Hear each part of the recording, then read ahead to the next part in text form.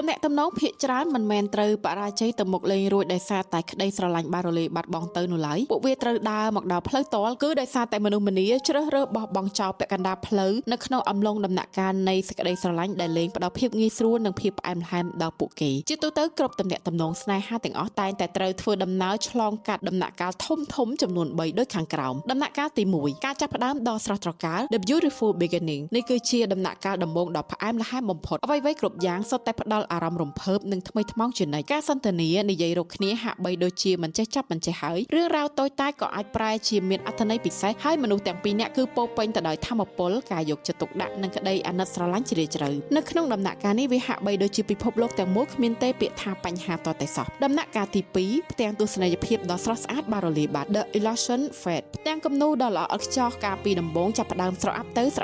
អ្នកចាប់ផ្ដើមមើលឃើញនៅចំណុចខ្វះខាតទម្លាប់អាក្រក់ការធ្វើឲ្យប៉ះពាល់ផ្លូវអារម្មណ៍និងភាពខុសប្លែកគ្នានៃបុគ្គលិកលក្ខណៈរបស់ម្ខាងទៀតការឆ្លុះប្រកែកគ្នាបន្តិចបន្តួចសុកក៏ស្រាប់តែផ្ទុះឡើងធំដុំហួសពីការរំពឹងទុកនេះគឺជាចំណុចរបត់ដ៏គ្រោះថ្នាក់បំផុតដែលធ្វើឲ្យគូស្នេហ៍ជាច្រើនចាប់ផ្ដើមដាក់សញ្ញាសួរទៅលើគ្រប់យ៉ាងនិងសង្ស័យលើស្នេហាមួយនេះហើយបើនិយាយឲ្យត្រង់ទៅនេះហើយជាកន្លែងដែលតំណែងតំណងភាគច្រើនត្រូវសឹកដាច់រហែកមូលហេតុគឺដោយសារតែមនុស្សម្នាជារឿយៗតែងតែភ័ន្តច្រឡំវាតម្លៃ